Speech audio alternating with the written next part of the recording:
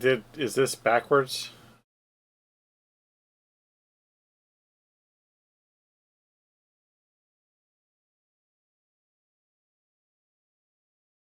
Big me. Yeah.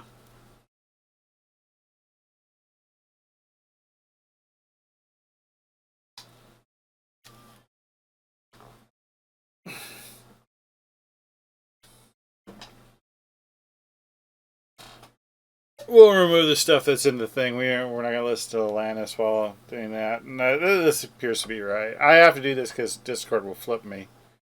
So this is just basically my Discord thing. So we're gonna take a look at the producer's letter. Of course, I'll have to do that. That's window capture. Oh.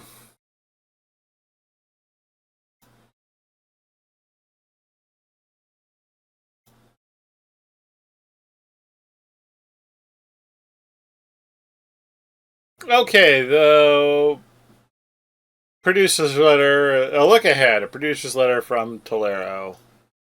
Let me bring that up.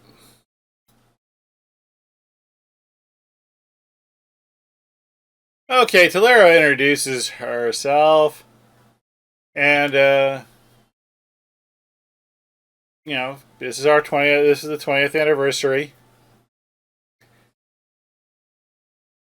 So,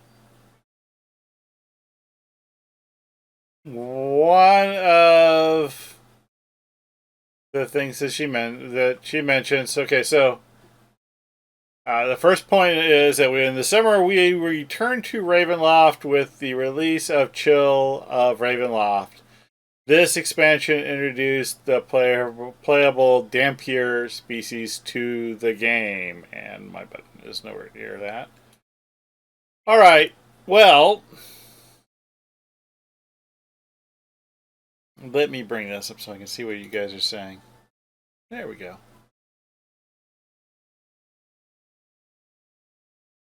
Oh, there will be a re-entry. The Chill of Ravenloft we were just playing. I was a little disappointed with the name Chill of Ravenloft. After all, this is a sequel. This is Ravenloft 2, Icy Boogaloo. But the point of the matter is that once again, like in Ravenloft, the quests were just top tier. We just, like I said, we just finished running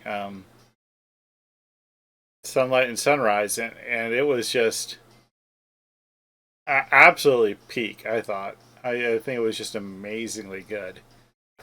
Um, it was the Wish. The very few the only quest I really didn't like was Under the City Streets. That's too much backtracking, but it's not the worst. I mean, it's far from the worst. It's only the worst of the pack. Any other pack, it might have been a mid tier quest. I mean, we're not talking about even something as low as Raven's Bane or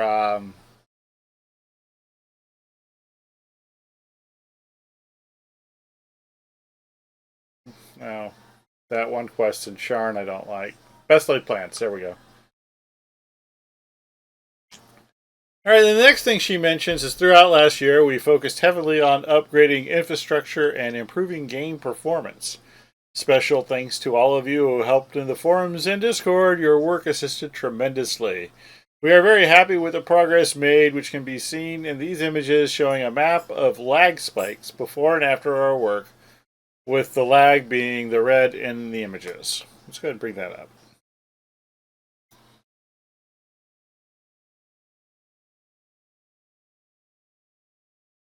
So, this is supposedly proof. But this really kind of means nothing to me. I don't even know what really I'm looking at.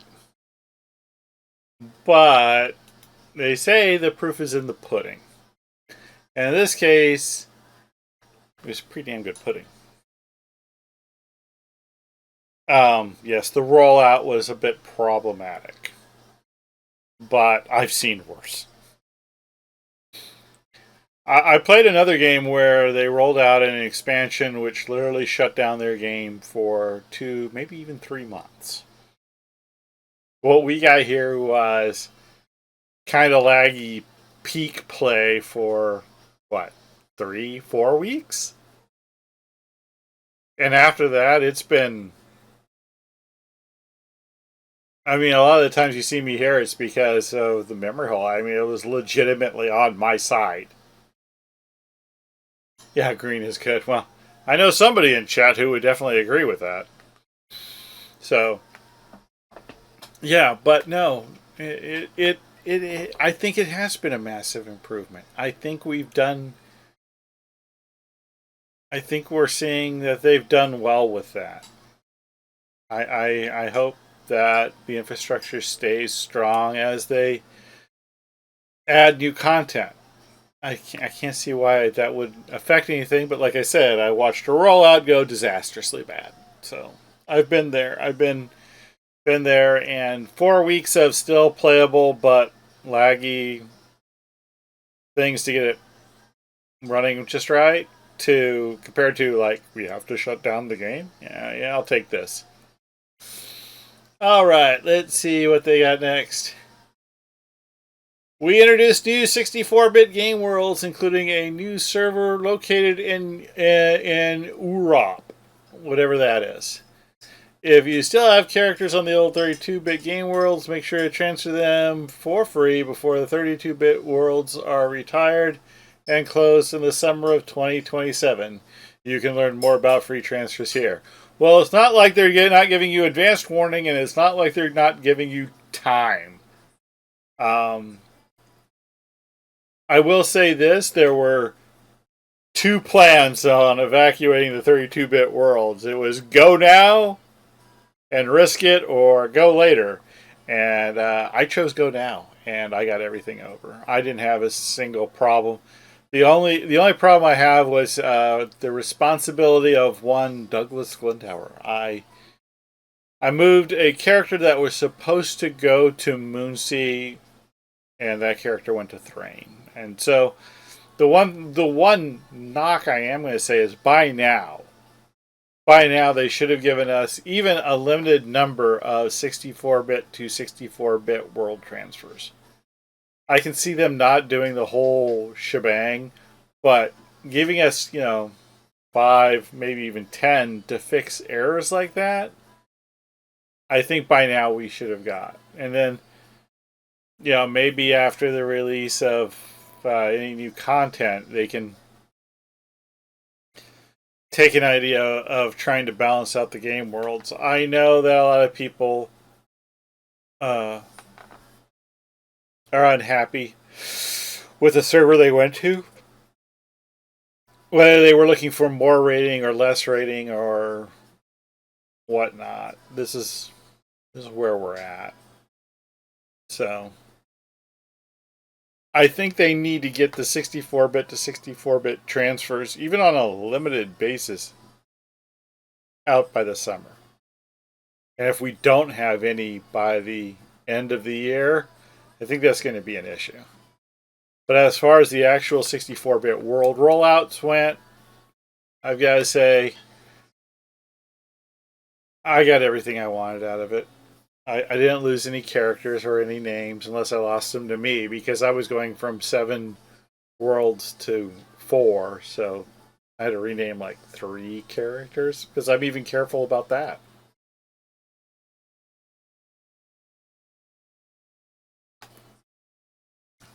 I think I was fine. I think that was a good job in that one.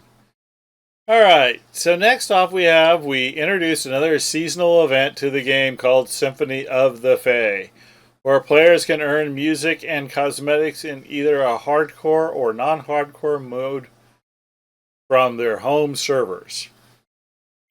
The key thing is home servers. Now, since we did not go to a dedicated hardcore event server, which of course became Cormier, I think we need to reduce the grindiness because, like I said, you're on your home server, and most of us all have projects.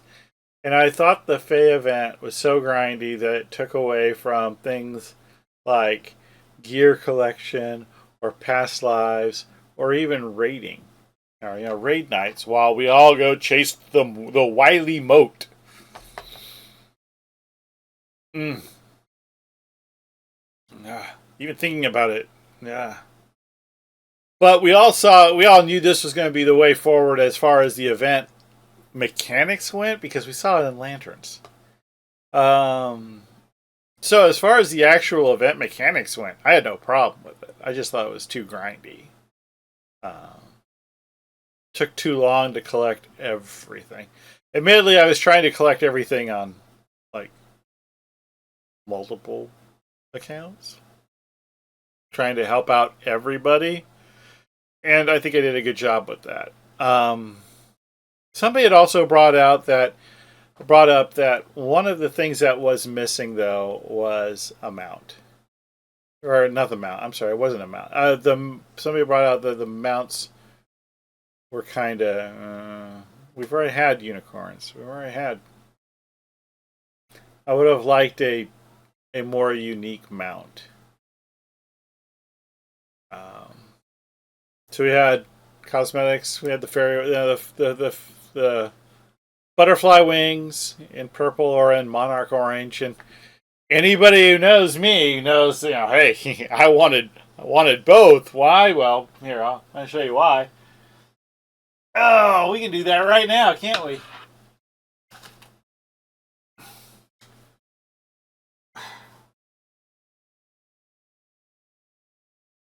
Oh, well, we'll go ahead and throw this on.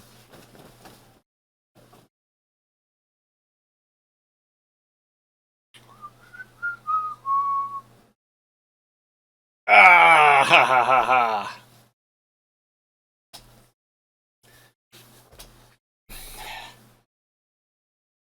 The purple and orange of the greatest football team in existence, the Frankfurt Galaxy. Yes, my favorite football team is in NFL Europe. So yeah, when I saw that they were purple and orange, I mean, I didn't really like the idea of butterfly wings necessarily, but the colors, I had to have them. So,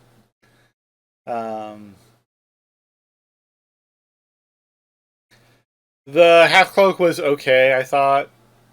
I didn't think much of the full cloak. It was too themey. I don't like themey cloaks. Not a big fan of cloaks in general. There are only two I like. Really, the slate scale capelet out of Records of the Past, and the male looking cape that you get. It's the cloak of the bear out of the Evening Star challenges. So, yeah. But I'm going to do stuff with the mounts. I've got a couple of jokes I want to do with them. Some short form videos. I know that they've been pushing for creators to make more short form videos. So hopefully this will not be one, obviously. It was a little bit longer. Alright, so next up after that, they've talked about that. We now move on to the anniversary event. 2026 is our 20th anniversary, and we want to go all out with gifts and things to do. There's going to be a new public area which will contain of all the new activities and gifts, including a memento cosmetic, cloak, a newer version of the Raiders reward box, the Gin Discovery Boost, and a new way to get fabulous in-game rewards throughout the 20th anniversary year. More details on that in the coming weeks. All right, new public area. Well, what I'd like to see them do is expand this even beyond the anniversary event and make this the go-to place for all events. I know that the Hall of Heroes has kind of become a little bit of a big gathering place, and the Gatekeepers Grove, but I think we need a event space or a party area. That may even include the ability to turn in rewards throughout the year, because sometimes you'll be doing cleanup and be all like, "Oh man, I just found some Snow Peaks coins in one of my bags," and you just want to kind of get rid of them. I would like to see the ability to, even if you can't collect it, like I said, sometimes you just find them.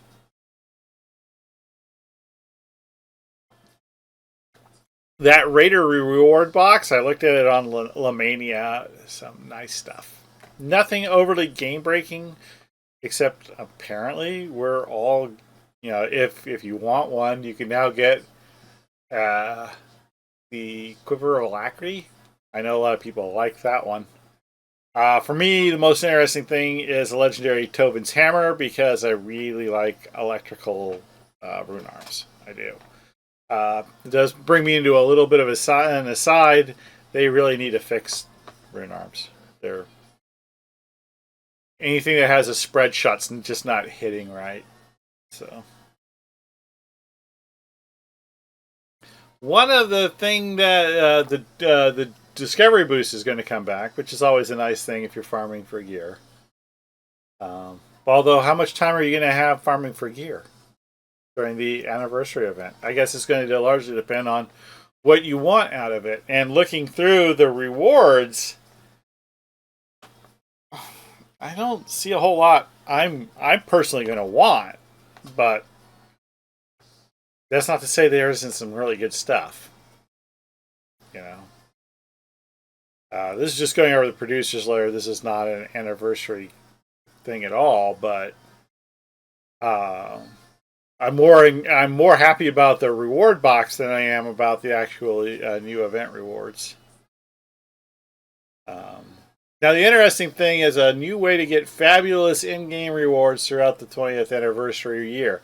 So that sounds like there's going to be a set of rewards that aren't going to be limited to this event. You're going to be able to get them in other ways. How that mechanic's going to work, I don't know. There are obvious elements that could lead to it, but I don't know. I just don't know. I'm hoping it'll be something that won't be too grindy. Alright, we are now introducing a new archetype called the Arcane Trickster during the anniversary. This is a beloved part of D&D books, and we are excited to bring it to life. Arcane Trickster will be free to VIPs and available in-store. But for the first month of its release, everyone can come to the anniversary party to claim it for free. Hey! This was not on my radar at all. I was a Dragonlance guy. Arcane Trickster really wasn't in the books. I had no idea what it was. It seems to be like an arcane version of the mechanic to get like more range stuff out there.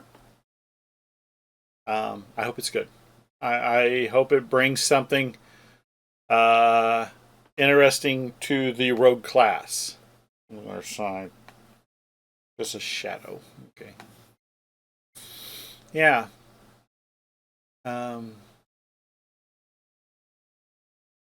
I think rogues need a big boost. I mean, other than cleric, I can't think of anything that needs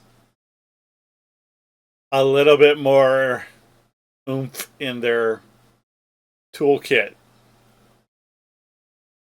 They were always fun in tabletop, but I didn't see them coming for DDO. I agree. I don't know. I can't think of what I would have thought of for an archetype. The only one I can think of that I know that I would have liked was a Drunken Master, kind of like a Bard Monk hybrid kind of a thing, a way to do that. But I think that would come up to a lot of limitations with how they classify both, Bard and Monk, actually. So maybe that's something they can work on for later. But I knew of the existence of Arcane Trickster. I didn't know what it was until they announced, and I went and looked it up. and I can see why it's such an integral part of uh, Dungeons and Dragons. So it'll be interesting to see at least if it's something that will fit well with DDO. All right, beyond the anniversary this spring, we will release a new quest pack centering on the story of draconic interest in the infamous deck of many things. So, dragons and cards. All right, well, I'm always good. I'm always in for new Eberron content, and having Argonesson stir the pots always leads to some pretty good storylines. I'm hoping that's good. We'll also introduce a new year of VIP loyalty rewards. I'm hoping they're good. Now, I also right now have a little bit of a problem with the VIP system. Back in December, one of my months got eaten. I'm still waiting for customer service to handle that. But I'm hoping that this will help front load anything they want to do in the future, because I've already gone over my problems with the order the crafting material was put into. I just don't want. I'm hoping they ask for assistance to overcome any stumbles like that, where it's all like, yeah, well, we thought the X, but it really was Y. The player base is almost always happy to tell you when Y is the better choice. And that's better, you should always ask why. Right? Let's see. The new VIP year brings a very different kind of mount that harkens back to a classic and uniquely DDO quest. A memorable Zoriat moment. You'll see. I hear a lot of speculation, but we don't know what it is. But the word Zoriat moment, iconic Zoriat moment. I hear a lot of people saying one thing, but for me, the most iconic Zoriat moment was when you're turned into a floor tile. Now, I don't think that's going to be it, because I don't think they want us all running around being perfectly flat. But maybe like a carpet made of floor tiles? I don't know. They said Zoriat. And my mind goes to my favorite Zoriat quest, Terminal Delirium. I love Terminal Delirium. I think it's one of the most amazingly immersive quests in the game. And so when they said Zoriat, that's just where my mind went to, was floor tile. All right, our expansion this summer brings to life part of the Dungeons and Dragons book Out of the Abyss, particularly the latter half, as you tackle the demon lords escaping the Underdark. Oh, I thought it was Lords of Dust. Demon Lords. Okay. Players will go face to face with the absolute legend itself, the Demogorgon.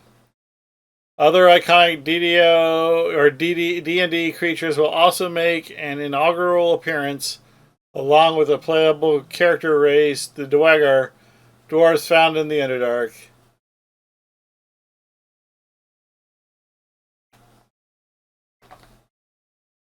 So, Theracan would be easy. Would be easy. Let's see what I wrote. All right, so Out of the Abyss. I don't know much about it, but I do. But it's obviously taking place in the Underdark. This is yet another quest we have set in the Underdark that's been coming around lately, and I guess Underdark's getting a big push and whatnot. Um, I have looked up what the pack entailed, and the one thing I'm getting out of it is that there's a big cast, and I'm hoping they use this as a, especially during the 20th anniversary, to bring back a lot of the voice talent that they have had in the past. Um, I don't know their names, but we all know their voices because we've been listening to them now for, some of them for 20 years, although they admit they don't know who the original guy was. But I would like to see some of that memorable voice acting and all the DMs come back, one more time. Of course, obviously not the ones who have, this kind of ties back to why they can't fix the voices from Restless Isles. But I thought that was just been like changing the names of files, but I don't know. But being this is a expansion during the 20th anniversary, this is going to have to be big. We're going to have to get like a really good hire with this. We're going to have top notch cosmetics, and my fear is tying it to the Underdark. We're going to get like black and silver again. I don't know. I don't know. I would like to see something that just wows me though.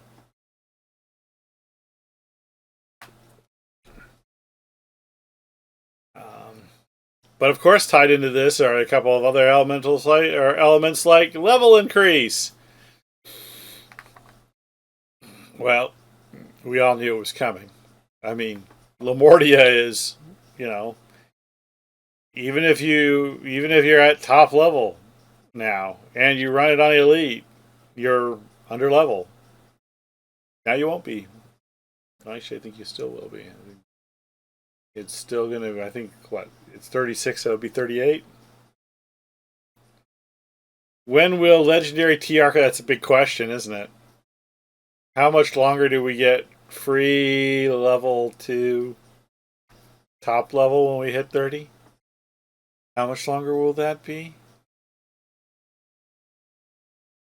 Yeah. All right, and then we have the Dweger. Let's see. Does it say anything?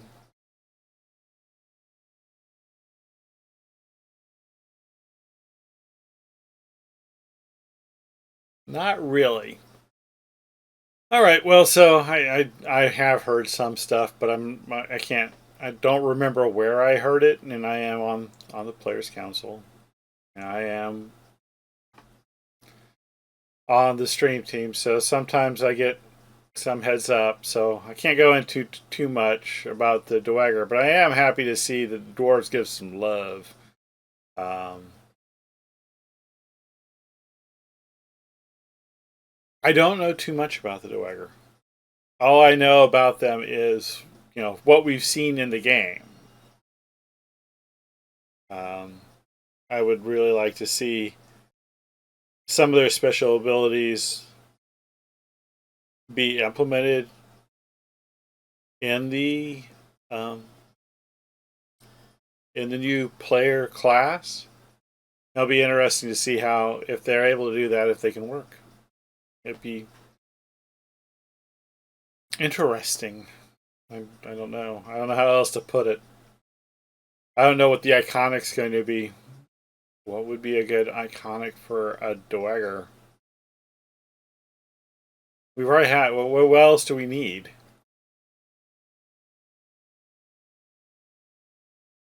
You have Arcane Trickster. You have an Arcane. You have a Rogue Dweger. We already have an iconic Rogue, right? Yes, Sherkai. We already have Ranger. Hmm. Don't know what it would be. I can't think about it right now. All right, and they say they're going to have another live event, and of course they'll probably be like lanterns and Fae. The theming will change. The event won't.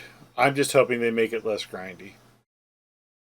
You know, this time I kind of went after it because I liked the colors, but didn't really think about what the rewards would actually be.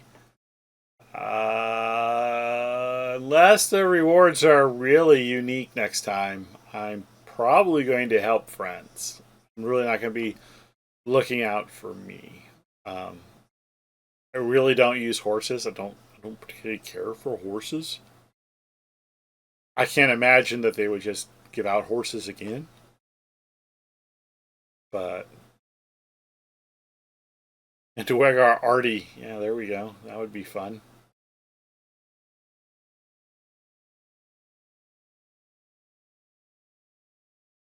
I can see Artie and I can see Favor's Soul. The other two I can't really see. Alchemist maybe.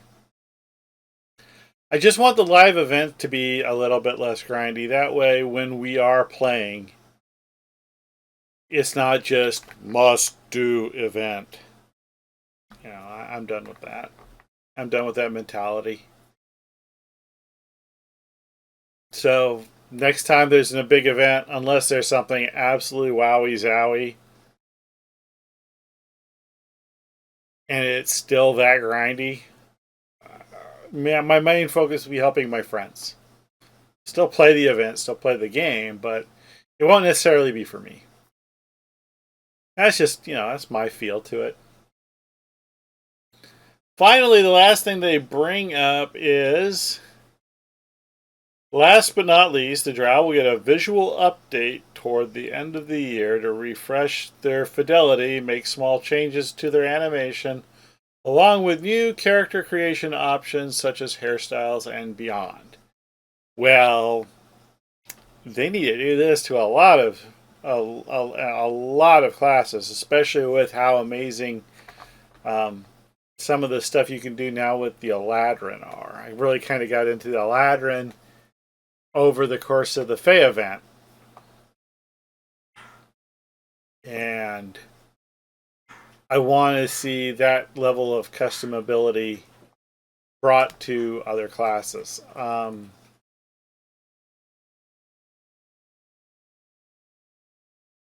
I understand why they start with Drow, but the Drow also need, I think, just a way. I know that they technically start kind of as a First Life 34-point build, but I do think they do need a way to get that final 2 points. So, anyway, as far as the producers layer at the end, they talk about uh, your most important nostalgic and or fond memories of DDO.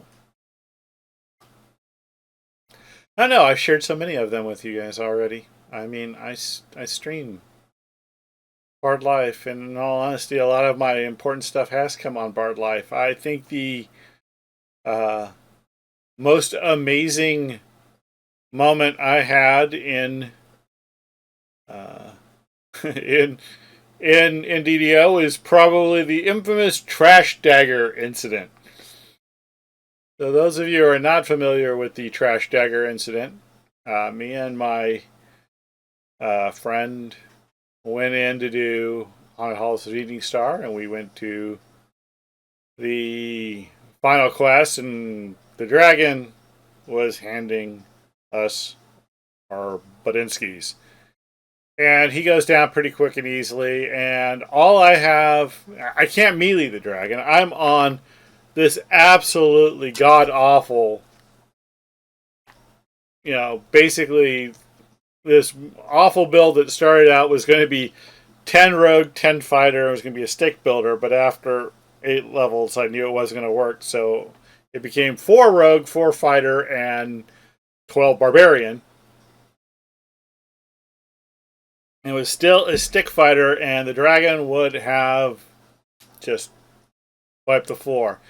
And the only way I could fight the dragon at range was with a loot gen level 15 adamantine holy throwing dagger of Heartseeker 3. That's all I had. And for the next, I think it was like 35, 40 minutes on stream, I'm sitting there running around this dragon, plinking at, level, at the time it was level 28 dragon, plinking at her with a level 15 dagger, and I won. And that's where the trash dagger was born. I kept that dagger. It had a red augment slot. It was adamantine. I crafted it. It is now my plus 30